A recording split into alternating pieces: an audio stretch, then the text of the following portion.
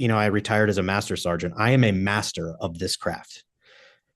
How do I take all that knowledge and use it? I don't want that to be a waste. There are these intangible things of work ethic and leadership and these things that I've learned, but the actual skill set, the things that I am an absolute master of, how do I use those and not carry a gun anymore? Right. So, this episode is brought to you by the best-selling book, Rise of the Filmtrepreneur, How to Turn Your Independent Film into a Money-Making Business. Learn more at filmbizbook.com. I'd like to welcome to the show, Jariko Denman. How you doing, Jariko? Hey, I'm great. Thanks for having me on. Hey, man. Thanks for coming on, brother. You are a unique guest to the show because I've never had a filmmaker / soldier / media / ayahuasca taker and and so many other things. When our mutual friend connected us, I just fascinated by your story in general, man, and I have all sorts of questions for you. So, and by the way, the best quote I think that pretty much sums you up, if I may be so bold, is one of your quotes, sir. I don't want to be rich or famous. I just want to be a fucking storyteller. Pretty much sums it all up. Yeah. Well, I've told some stories and I'm pretty far from being rich or famous. So going well. So then you're right on track, sir. You're right on your mission. You're right on mission. So first question, man, how did you get involved in the military? How did you become an Army Ranger? All that kind of stuff. Yeah, I got involved. I was an Army brat. So I grew up in a military household. My dad served over 20 years. He's a Vietnam vet. Desert Storm, Grenada. He was in a few wars. So I just, for me, it was kind of normal. He did want me to join the Air Force, so I got treated better than an Army guy. But I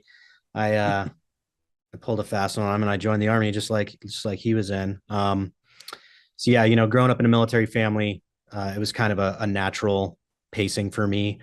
I was, as a kid though, I was pretty artistic. I drew a lot, painted and stuff like that. My dad really wanted me to go to art school. So I always did. I was always very creative. But I also wanted to go in the military. I wanted to get some adventure. I wanted to get out of my parents' house. I hated school. So it was just the natural progression. It was either, be Jeremiah Johnson living in the mountains or join the military. So I chose the military. And then, my brother also joined the military, and we both, kind of went down the Ranger track. I'm not sure how familiar you are, but Never. The Ranger community, the Ranger Regiment is basically the only special operations unit at that time. I joined in the late 90s. It was the only special operations unit you could go to or assess and select for off the street. So back then, at least when I went to the Navy recruiter, you couldn't get a BUDS or a SEAL contract, right? You had to join the Navy with some other job that they had assigned you, and then just hope that you were able to get to BUDS or assess for the SEAL teams. Same with the Air Force, same with the Marine Corps.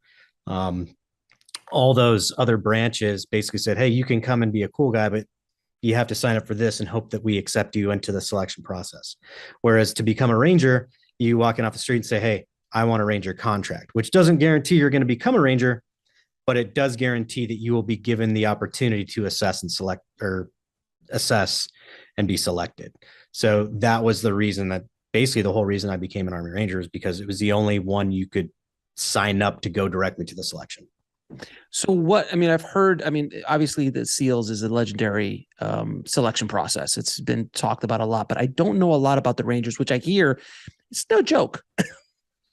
Yeah, it's, all those selections are, they're similar. They choose different things by which to torture you with. And they, every selection process in the military or the special operations community, it's just a series of gates through which you have to pass before you can call yourself whatever that may be.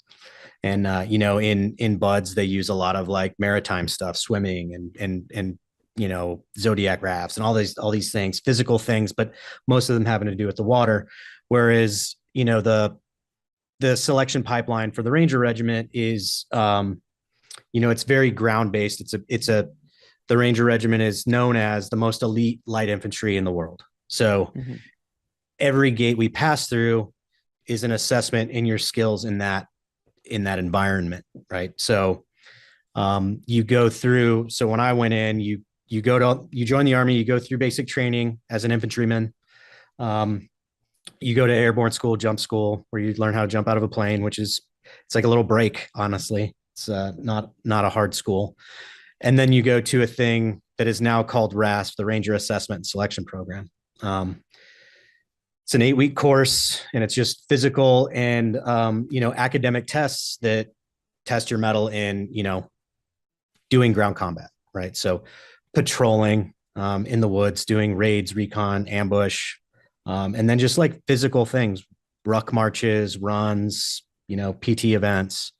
And one of the big differences in being a Ranger and being in a couple of these other units is in the regiment, we have, I'll refer to it as the regiment because, it is. And, but at the end of that process, you're assigned to a Ranger Battalion. But a difference with us is once you're assigned to the Ranger Battalion, that's when we say, okay, you're through RASP. Now the hard part starts, right? So you get placed in kind of an unofficial probationary status, much like a probationary firefighter. Their first year on the job, they do anything wrong, they're gone, right? So you have that same kind of environment as a new guy in the Ranger Regiment. And then there's this kind of a confusing thing for a lot of people. You then go to Ranger School, right? Which is a school run by the training detachment of the U.S. Army. It's an Army school. It isn't necessarily a special operations course. It's very old school, but it's another gate, right? And in order to become a leader or really to survive past a year in the Ranger Regiment, you have to complete Ranger School. So all in, your pipeline is around a year and a half from off the street to then getting there and being like, okay, I am an established Ranger. So Ranger School it's a leadership course. That's what they say, but they basically don't let you sleep and they don't let you eat, and they have you patrol for 2.5 months. Constant raid, recon, ambush patrols throughout, carrying about 100-pound rucksack in 3 different phases. You do your first phase in Fort Benning, Georgia, which is just kind of like run-of-the-mill woods, and then you go to mountain phase, which is in Dahlonega, North Georgia, which is the base of the Appalachian Trail.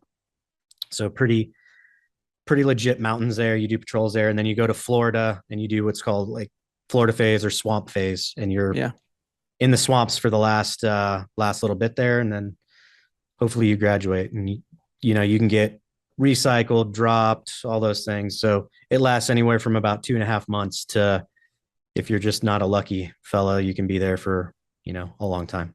So it's just like filmmaking but different. Yeah. I found a lot of parallels in the film community. I think you're making a joke, but I know there is. I mean, I've been a director for almost 30 years. So I always looked at it as very much like a military unit, even though I'd never been in the military. But from watching and understanding and just studying what that's like, seeing just movies, you just go, oh, this seems like a group of guys or a group of people trying to make something happen. Different departments, central leadership. And then there's sub leaderships all around, and you just got to keep going. And it's you just move into an area that wasn't there before, generally speaking.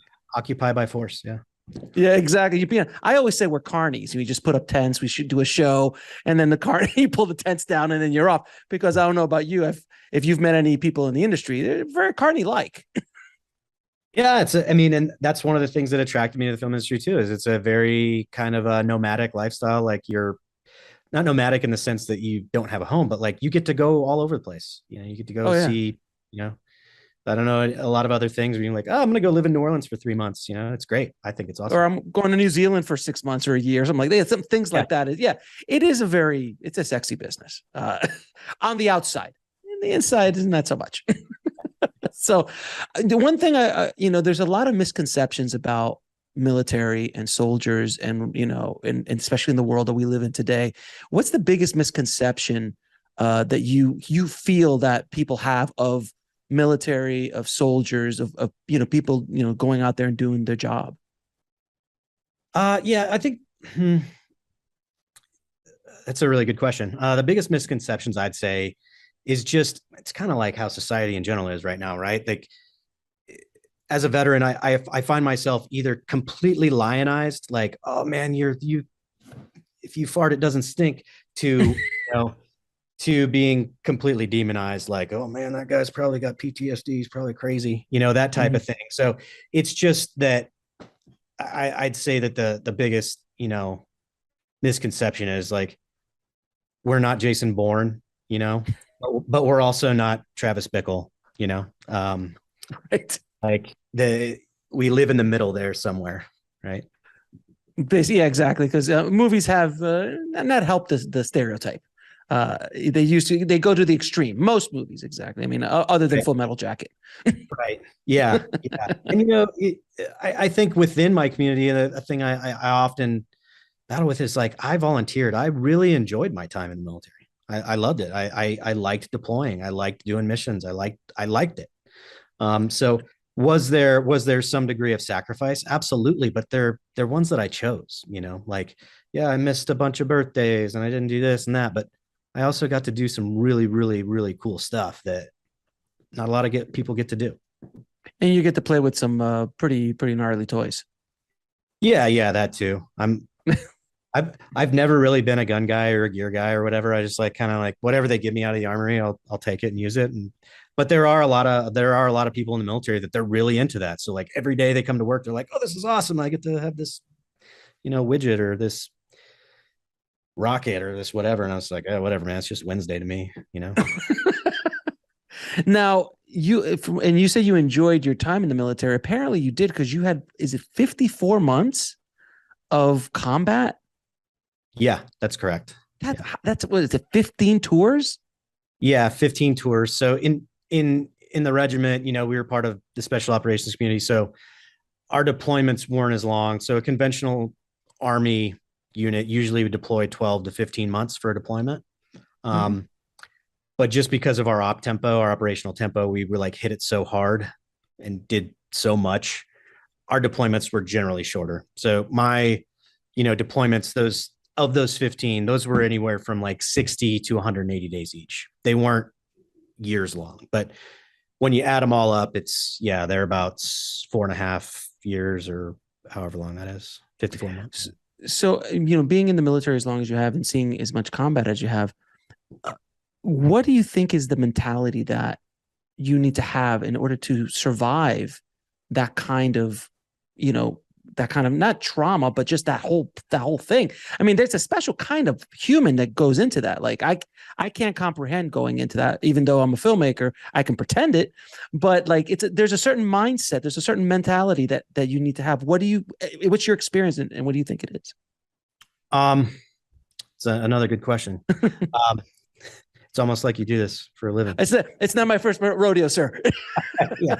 Um, no, yeah, I think it's finding whatever your motivation is, and it's different for everyone. For me, as corny as it sounds, for me, it was service. Yeah. Not so much a grandiose service to our nation. While that did come in, as a youngster, but for me, it was and these are all cliches, but cliches come from somewhere. It was service to the people with me. I never wanted to, you know, punch out and then, find out on the next deployment one of my friends got hurt or killed. So it was kind of a, you know, almost a selfish act. It's like a FOMO kind of thing. You get on these deployments, you start, stacking up accolades, you start to develop a reputation, and you just want to keep, feeding the beast. It can also be a bit of an addiction. Yeah. So while Is I it would is it love, while I would love to say it was like, oh man, I really like it was 50% motivation to do it again and 50% fear of missing out on the next one.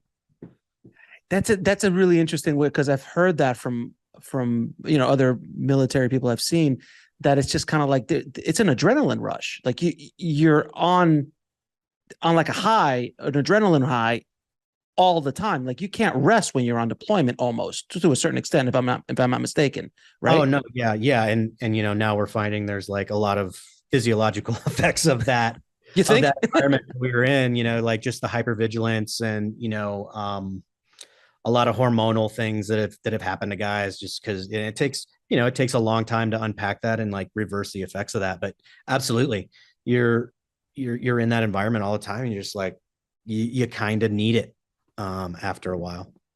It's almost like it's from what I hear and from what I've heard, that a lot of soldiers that have been out into deployment, they say, look, I'm not fighting for my country. I'm fighting for my brother next to me. Absolutely. Yeah. That's basically, because there's the macro and then there's the micro of what you're fighting for. And you're like, right now I can't think of the macro. I'm thinking about like, these guys next to me. This my unit. Yeah. Yeah. And you also really don't have time to think about like the macro, at kind of the tactical level. Like, okay, we're gonna go out and raid this house or raid this place. Like you're not gonna be like, oh, actually, should we? Like, you don't have time for that. So it does, you really circle the wagons with the group you're with, and do the best job you can, and hope that it's all chipping away at the greater good. Mm-hmm. But it doesn't. So whatever. Fair enough. Now, from my research on you, I did hear that you took ayahuasca. Now, I have been fascinated with that stuff. I haven't taken any, nor do I plan on taking it. But I always love asking people what they saw, because from what I understand, it is not only trippy, but it's like, and I've gotten deep into the psilocybin and all of that stuff, that it's kind of in the similar peyote and all that stuff. It opens up doorways in your mind that you can't even comprehend. I love to hear straight from the horse's mouth, no pun intended. Sorry. uh, Absolutely. Yeah. If I were to describe it, say indescribable. But I've had a few years now to sit with it, and I do a lot of work with plant medicine and with psychedelics in general. I think they're really, really good when done intentionally. I think there are a lot of people that are running from their problems with them, but when done with intention, not only the spiritual changes in myself, but also the physiological changes that can be proven through science. Yeah. You can't argue with it. But as far as things I saw, like the big takeaway for me, and the thing that I think I will say openly, that like I think ayahuasca saved my life. Not in that I was gonna go kill myself, but I was just miserable. I was just a miserable person. I couldn't experience happiness. I couldn't connect with people in a meaningful way. But I can now, and I credit ayahuasca with that. And what it really did for me, the thing that I can like really take out of it, is that it put me into such amazingly dark places, like fear and terror and just bad stuff, indescribably bad, like really feeling that, and then being able to pull myself out of it in my own mind gave me back the power to feel how I want to feel, if that makes sense. It makes all the sense in the world. It seems like it's, from what I've heard, it just like it does open up different. Your consciousness opens up. Like if your consciousness is normally this way, you have a window of opportunity of maybe a few hours, if I'm not mistaken, like this. And it's a lot that comes in, and it's all personalized. It's not like we're all going to McDonald's. No, everyone has their own experience in that time period. Yeah. Yeah. And like when you talk about it being indescribable, it's like, there was no sense of time, no sense of space, absolute, just being in, not even being. It's very hard to explain, but once you're in there and your mind can kind of like navigate your way out, it gives you this power again to, I still I still get in bad moods. I'm still sad. I'm still angry. But now I'm like, okay, I'm feeling angry. Is this a logical response to what's going on right now? Yes, it is. Okay. Okay, good.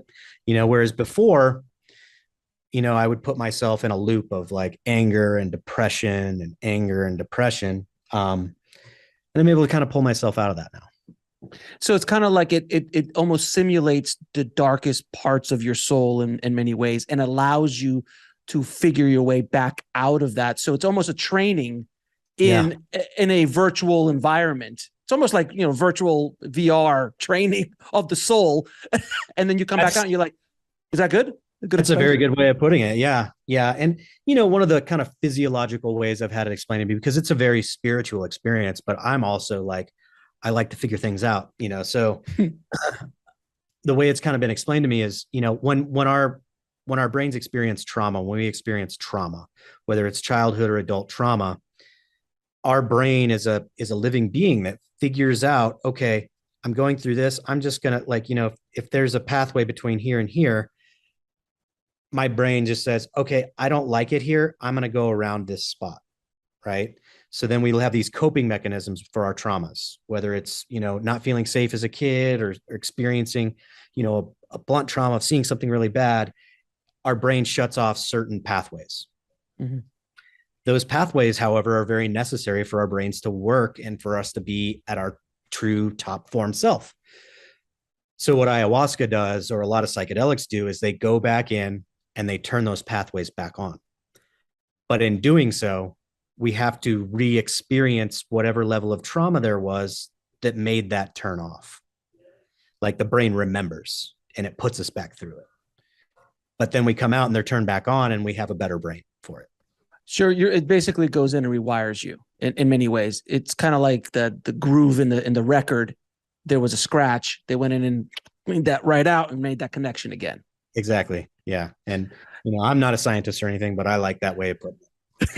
It's very scientific. That's proven science, sir. The record theory. But you mentioned something a few times in our conversation, the spirituality aspect of it. And I've heard that as well. What did you, when you walked in, were you a very spiritual person? Or when you walked out, did you become more spiritual? Did you see something in there that just made sense to you? Because I've heard many different scenarios. I wouldn't call myself spiritual. I do. Hey, there's somebody up there pulling the strings on something, right? But I can't put my finger on it. I'm not a religious person, never have been. I wasn't raised that way. I do feel a really strong bond to the earth. I like with nature, with animals. But as far as, I wouldn't describe myself as a spiritual person. And I think if anything, coming out of it, I feel a stronger bond at the like we're talking macro level, like to the universe. Like I absolutely think that we are a speck in something. So, I feel like coming out of that, I was in some places, whether it was in my mind only or not, that are,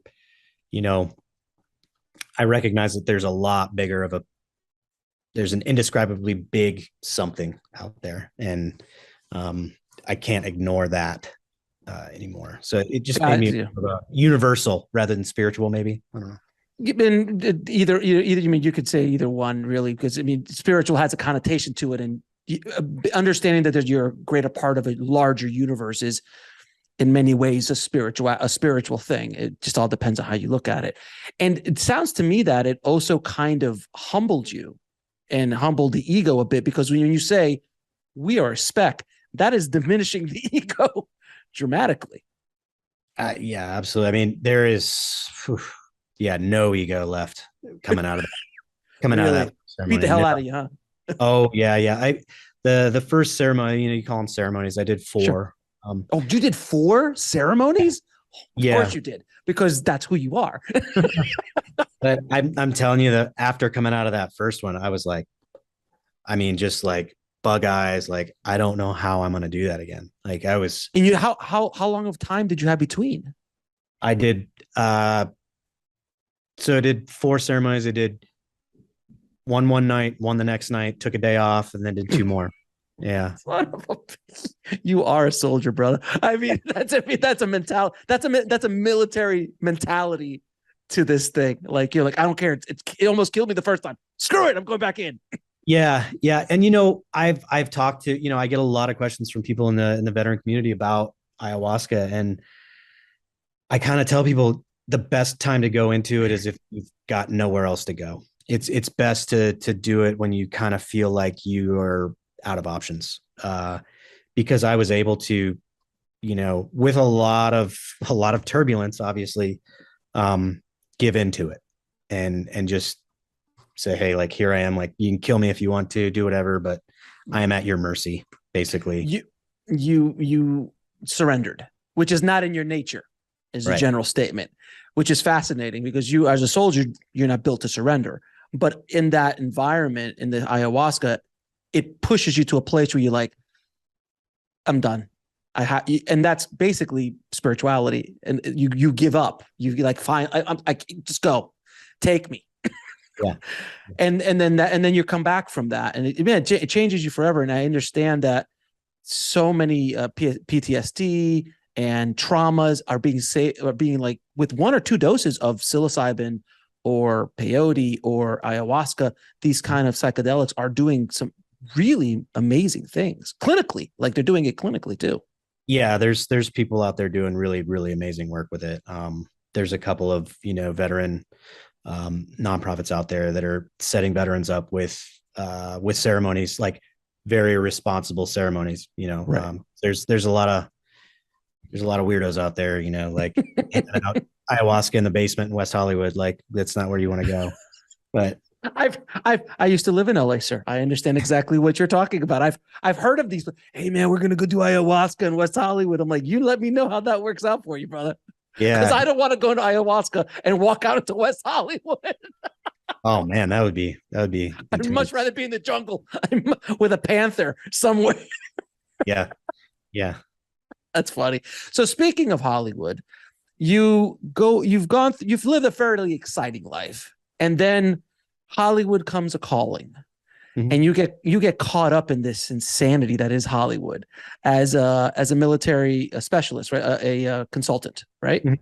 Yeah. Tell Tech advice. me, a tech advisor. So tell me why and how did you get in? So I think the how came before the why, which was I was getting ready to retire. I was working, teaching college ROTC in New York City, and a friend of a friend, who was a Navy guy, SEAL team guy, which SEALs kind of have Hollywood, that market corner, right? It's no secret. The tech advising thing, it's very SEAL heavy. So friend of a friend got called for a job, tech advising on a limited series by Nat Geo called The Long Road Home. That series was about Army guys in Sadr City, Iraq, um, and just one major battle they had. So this Navy guy got the job call for the job, and he's like, I don't know anything about the Army, and I'm not gonna be a shithead and take a job that I really am not qualified for. So he called another guy. I was like, hey, this other guy had worked in the industry a little bit, in like stunts and things like that, and helped out on set, being a PA here and there. So he know the business a little bit, but he was also not necessarily a very experienced Army guy. So he called me and said, hey, um, they allowed him to have a second guy just for pre-pro, just for, the table reads and the getting wardrobe, getting props, getting all that stuff together. So he called me because he knew I was getting ready to retire. He's like, hey, do you want to come check this out? I know you were in Sadr City. You're a really experienced guy. You can help out. I'll handle the movie stuff. You just handle the Army stuff. I was like, okay. So I went and did it. Did the pre-pro thing, and they liked my work. So they said, hey, you can stay on for the run of the show. So I stayed on for the run of the show doing tech advisor stuff. And, at this point I was retiring. I knew that. I didn't know what I was going to do when I grew up. Um, so I was like, all right, I'll kind of pursue this. So, that Navy guy, his name's Raymond Doza. He's, tech advised and produced on a lot of things. He just got done doing the run of show for, Terminal List. He's he's got a great, list of credits in that world. So he's like, yeah, man, I'll kind of champion you into the industry. Um, Anytime I got a job, I'll bring you along, and we'll be a Great. team. So him and I just, we worked several things. Kind of, we had a deal, like we called it, you eat what you kill. So we all went out and tried to, how it is, trying to get jobs. Hustle. You hustle. You hustle. Yeah. You're on that hustle. So getting jobs, and then you'd get a job and be like, initial entry on the job, like, hey, I can't do this alone. I need to bring another guy. And if they're, if the penny pinchers say, hey, well, we only got room for one, we're like, all right. And it is what it is. So, did that for a long time, like 4 years with Ray, both of us on a project, him doing a project alone, me doing a project alone. And, once I was into it, I guess the why comes is like, I really enjoyed it. It was like because something I struggled with in my, transition out of the military and the civilian world is, how do I take all this knowledge I have? I'm like, I retired as a master sergeant. I am a master of this craft. How do I take all that knowledge and use it? I don't want that to be a waste. There are these intangible things of work ethic and leadership and these things that I've learned, but the actual skill set, the things that I am an absolute master of, how do I use those? And not carry a gun anymore, right? So this was it. It was all right. I can be creative, I can be engaged, and I can use these skills to like make art and to help people, bring their visions to life. And I loved it. And I loved how, a set, it works like a military unit. There are people who do XYZ. They do those things, they perform, or they don't work. Reputation carries you a long way in the industry. There were a lot of different things that once I did it, I was like, I really like this. And that was kind of my why. It wasn't, I had to get into it to see it, but once I was there, I was like, oh, this is what I want to do with my life. That's awesome, man. And you've worked on some pretty cool shows along the way, without question. I have to ask though, because I've been in the business for a few years, and Hollywood actors, they could tend to be a little flaky sometimes, a little soft, but they feel like they pretend, they forget that they're pretending to be a tough guy until they run into a tough guy. So off the record, you don't have to say names, you don't have to say a show. Have you ever had to check somebody? Have you ever had to say, dude, you're going to hurt somebody, shut the F up? Oh yeah. I mean, yeah. And that's like a lot. That's one thing that's really good about Ray and I's relationship. I will tell, I'm like, hey man, I don't fucking care if I get fired. Like, you're not going to make me fucking look bad. I don't like you do take ownership of these projects. Like, when a thing that I'm on comes out, I'm nervous because my friends are going to watch it and they'll be like, why'd you let this dude do that and that and that? So, Peer pressure. Yeah.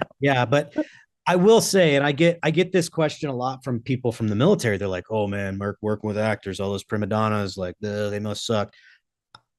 I've had, I would say 95% positive experiences.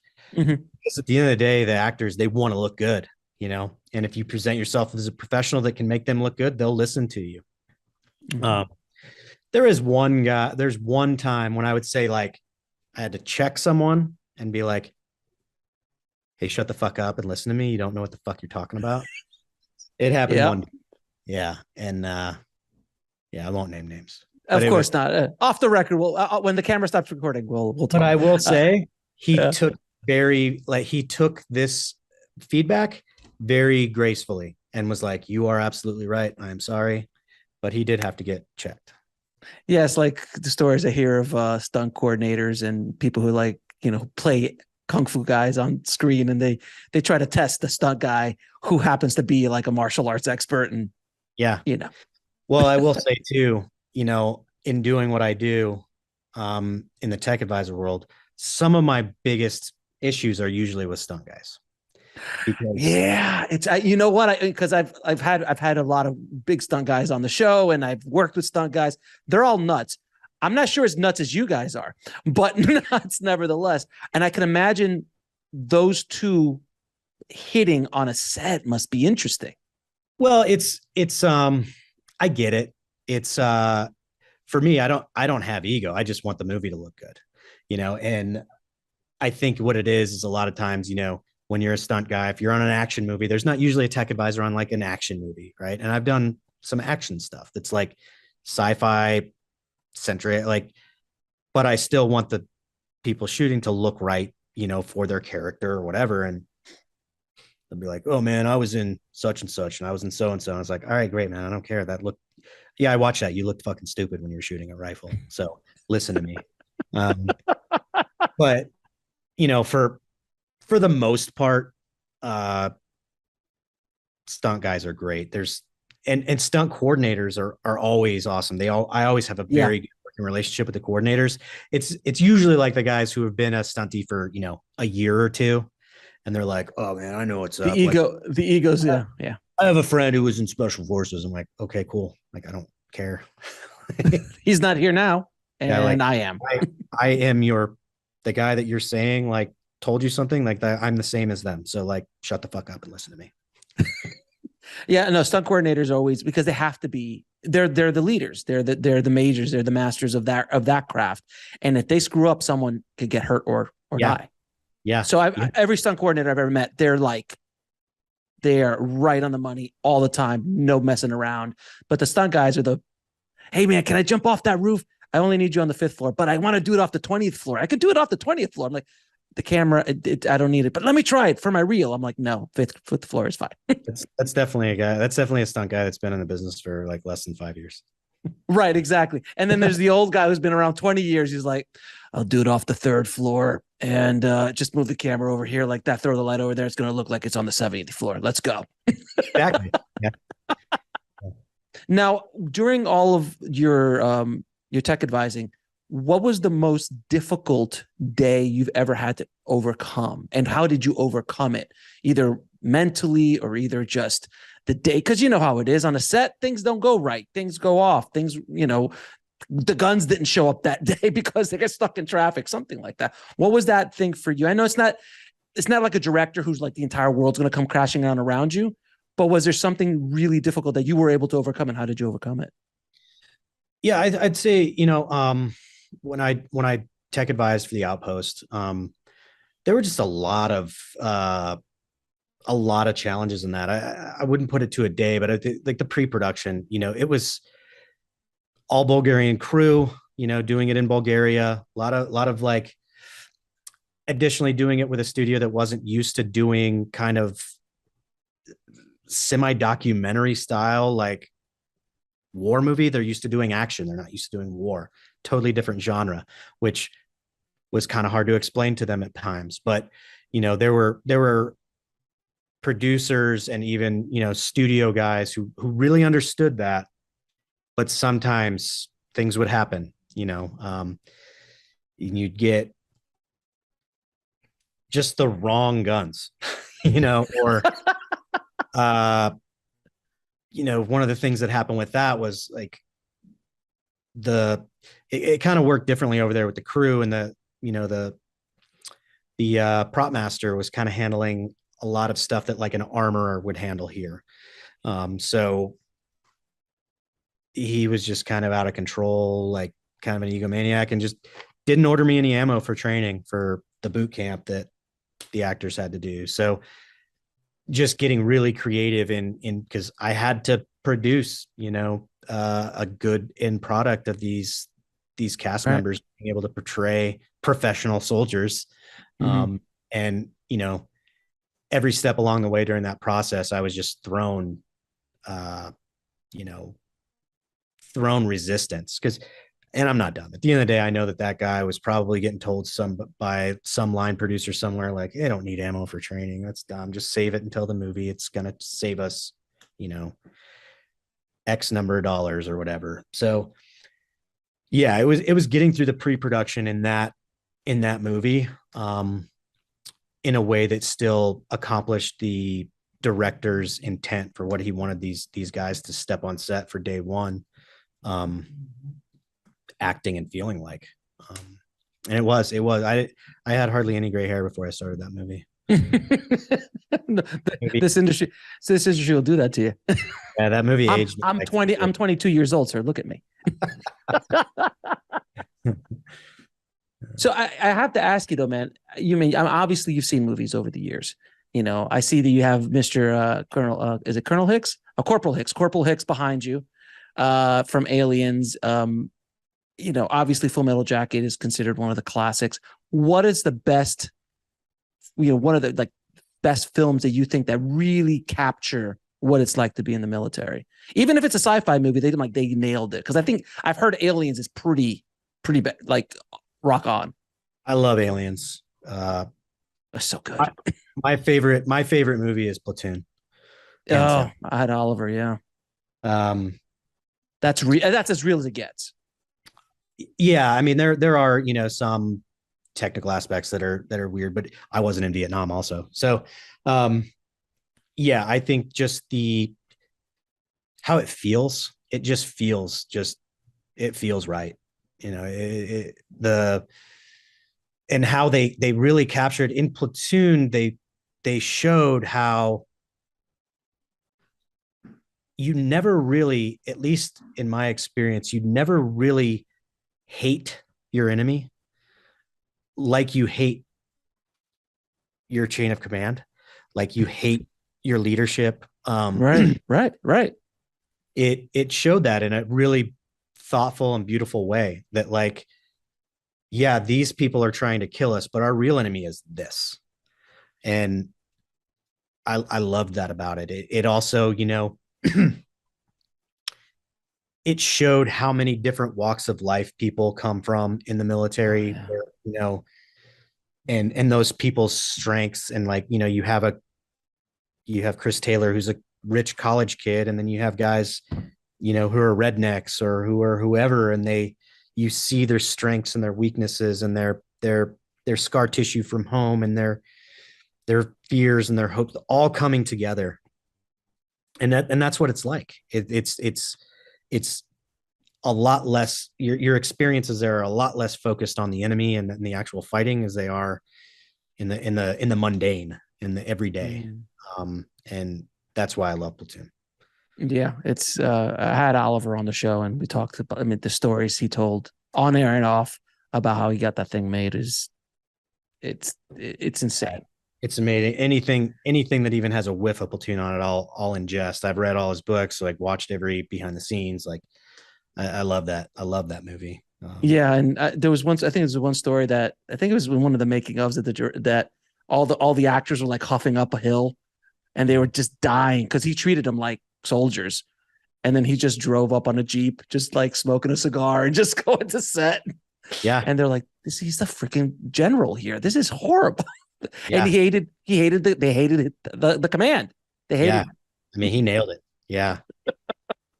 Yeah. He knew how to do it, man. No question. Now, I wanted to ask you also about another part of your life where you were on the ground level of Afghanistan when we were leaving Afghanistan over a year ago. But you were like right there. You were at the gates. You were at the airport. What was that like, man? Because all I saw, I mean, we all saw the video, we all saw the footage, and we saw, you know, people crying and trying to escape, you know, before the Taliban came in. What was that like, brother? In it, you know, so it was so just like, I don't know if irony is the right word, ironic is the right word, whatever. But you know, I went through, you know, I did all those deployments to Afghanistan. I came back, I got in the film industry, and then, you know, between jobs and stuff, I was just kind of trying to find hustle, you know, side hustles and stuff. So I got into, you know, doing a little bit of freelance journalism, writing articles, doing a little bit of stuff. And, you know, I was, you know, presented with the opportunity to go to the airport during the evacuation. And I thought I was just going to go on a plane, land, watch a bunch of evacuees get on the plane and fly out. Well, then I got there and I realized like no one was going to keep me from getting off the plane. Like I anticipated there being military personnel on the ground to like I was like, shit, I'm going to get off. I'm going to get a better story, you know? And, Once a soldier, always a soldier. yeah. And because of my background and the, the network I have, I was able to kind of get a little bit of a support network there of basically a room to go to and plug my phone in to charge it and get a couple hours of rack. But it was weird because I'd spent years kind of deprogramming myself from the things that like helped me survive there.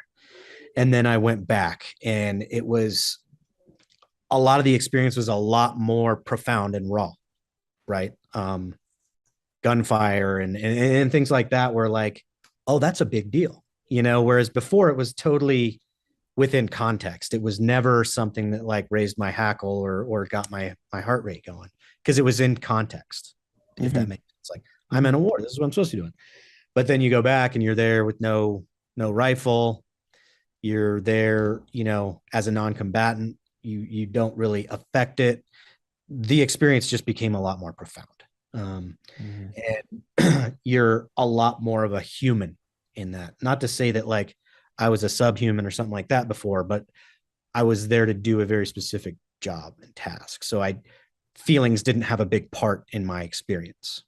Right.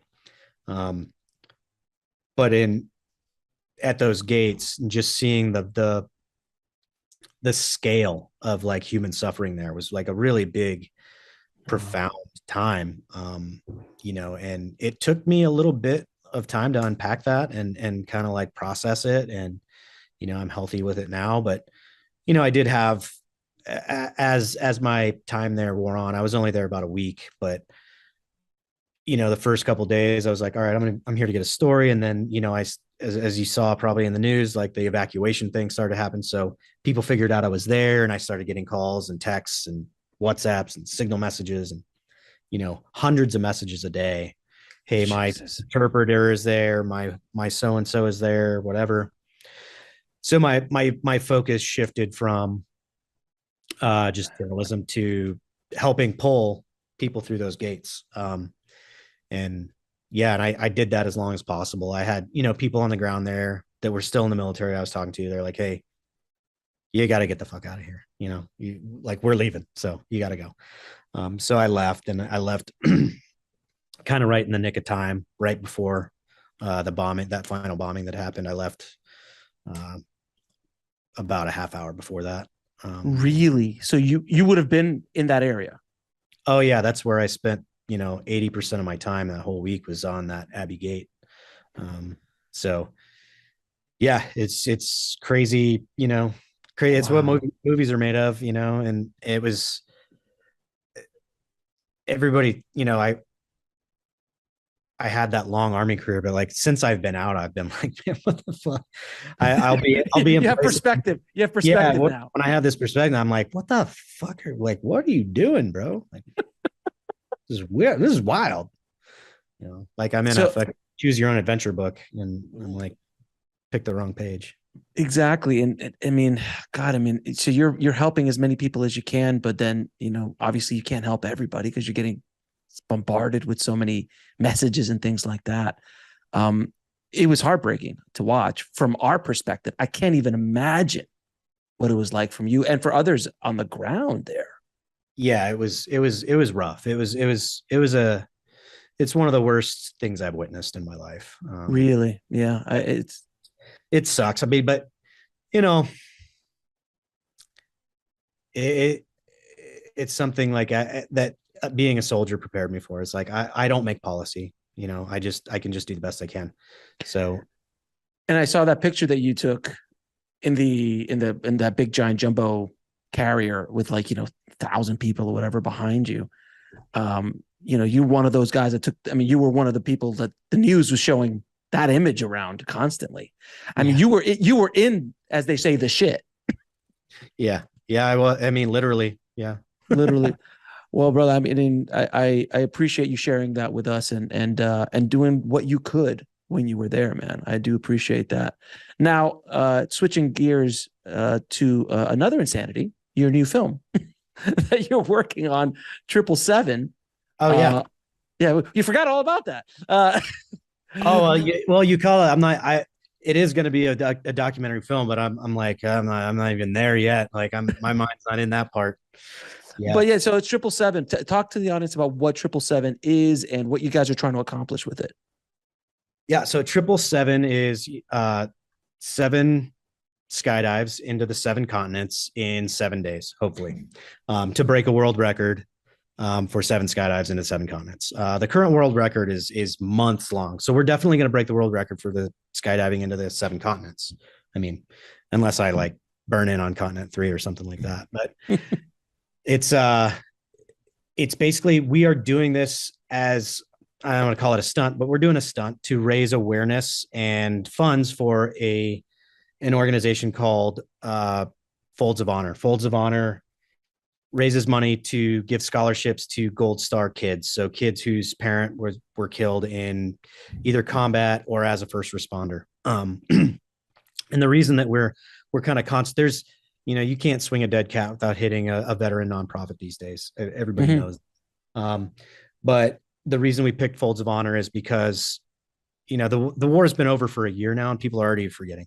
And, if there's a kid out there right now who's 5 years old, whose parent was killed in Afghanistan, 4 years ago. Okay. And in, 12 years, whatever, whenever that kid's applying to college, we're definitely going to have forgotten about these wars. So we're trying to, when things are fresh in people's minds, go out, do things that are crazy to raise awareness for this nonprofit so we can put as much money in their bank as possible, so that as all these kids, it's in the thousands of kids whose parents were killed in these wars. So having funds ready for when they hit, those years, that they're taken care of. So that's the long and short of, that's the why. And the how is, it's myself, about 9 other guys are jumping, former Marines, former SEAL team guys, former SF guys. And we're starting in Antarctica on 1 January. And this coming up, just January? Yeah. So about, what is that, about 6-7 weeks away? So is it just because I'm not familiar with Antarctica's weather patterns? January 1st, hotter, colder as it goes? Summer. It's summer there. Yeah. Okay, good. So you did choose that at least. So when we jump, if we jump at, around 13 grand, it'll be -75 at jump altitude. At jump altitude. And then on the ground, it'll be like Hawaii. -40-ish. Yeah. And that's in the summer. Yeah. So I have to ask, were you guys all drunk one night and said, what would be fun? Because this sounds like a bunch of guys hanging out, shooting pool, drinking, and going, you know what we should do, man? We should just do 7 continents in 7 days and raise some money for some kids, man. What do you think? Yeah. I got brought on a little later, but that's probably exactly what happened. Because this is not a sane idea. It's a fairly, just to travel alone and the fatigue on the traveling alone. I know you're being strategic about where you're going in the world, but still it's like. Yeah, we'll just drink a lot of coffee, and it'll be fine. Black Rifle coffee, obviously. Yeah, for sure. I had to throw that in. Yeah, but it is going to be very, very difficult. And like, that's kind of the point. I think for me, and one of the things in doing, all the social media activations and then the documentary, for me, something that's very important to me in being a storyteller is inspiring my generation of veteran to realize that, like, our best days aren't behind us. Like, yeah, those were the glory. I call them the glory days too. It was, I did a lot of living, but like, we've got so much time left and we've learned so many lessons and we put so much in our like life experience bank. We can't waste that. We have to continue to find ways to serve. And, here at Black Rifle Coffee, where I work, that's what we do. We try to go out and inspire veterans, inspire young people to find a purpose, find something that really makes you passionate, makes you want to do things for that thing that suck. It's like anyone with their art. It's like being a filmmaker, like, getting that first movie across the line as a filmmaker, that almost kills people. And people go, work their whole life trying to do that. But that's what makes people wake up in the morning, is like having a struggle, having a purpose. And for me, this is just a great example of that. Like, yeah, it's crazy, but I mean, no one's gonna watch something that ain't crazy. So Well, I mean, not in today's world. I mean, that's for sure. You gotta get attention. Well, I mean, I not only do I appreciate your service, and I thank you for the service as well for all the years and time that you put into your to defending our country. But what you're doing now is really that this project seems so wonderful, and I'll make sure to promote it as much as I can through this interview and through all my platforms as well, because it's a wonderful charity of what you're trying to do. And I love insanity. I obviously I do. I've been in the film industry for close to 30 years, so obviously I'm not wired well either. But it's just a different kind of rewiring that is needed than you. Now I'm going to ask you a few questions I ask all of my guests, and this is going to be interesting. I'm going to be interested to see what you say about this. What advice would you give a filmmaker trying to break into the business today, coming from your experience? coming from my experience, I would give them the advice of, to use an analogy. Don't be Please. scared. Don't like start in the mailroom, right? Like I, my first job, I went and shared a hotel room with my buddy because they weren't paying me at first. You know what I mean? You don't get to skip the line. So drop your ego and start in the mailroom, even if you're not getting paid to be in the mailroom. Like you just got to get your foot in the door and show your value. With all the training you've had over the course of your career, is there any lesson that you can pull out of that can help filmmakers deal with the industry? Because the industry is so absolutely brutal. Yeah, I guess a couple things. One, be an absolute master of the basics. That's I mean, yeah. that's something I tell people for everything. In the military, in the special operations community, we always said like we don't do anything special. We just absolutely master the basics. That's the first one. And then the second one is like it's not personal. It's not show friends, it's show business. So get over yourself and realize it's not personal. For every time you get your feelings hurt, there's 10 people behind you that won't. So thick skin and realize it's not about you, you know. Yeah, I mean, you're breaking hearts all around the world right now, sir. I mean, what do you mean it's not about me and my vision? Come on, Jariko. Yeah. I mean, oh God, I'm sure you've met a few people along the way. Now, what is the lesson that took you the longest to learn, whether in the film industry, in the military, or in life? I guess it would be listening to my own advice. Like I take things too personally. It, yeah, I think it's just realizing that you're a cog in the wheel, and yeah.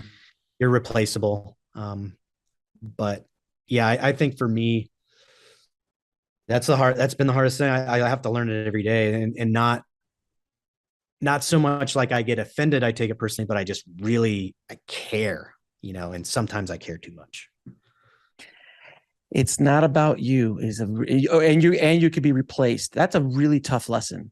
Like, because when you're coming up, you're like, I am irreplaceable, until you get fired and you're like, oh, there was 3 other people that could do my job. Oh, I'm really not that special. Mommy lied to me. Yeah. I'm not a special snowflake. Yeah, there's 2 kinds of people whose mom told them they're special too much, and people whose moms didn't tell them they're special enough. Right. Exactly. You're absolutely right. Those are 2 very specific groups of people. And 3 of your favorite films of all time.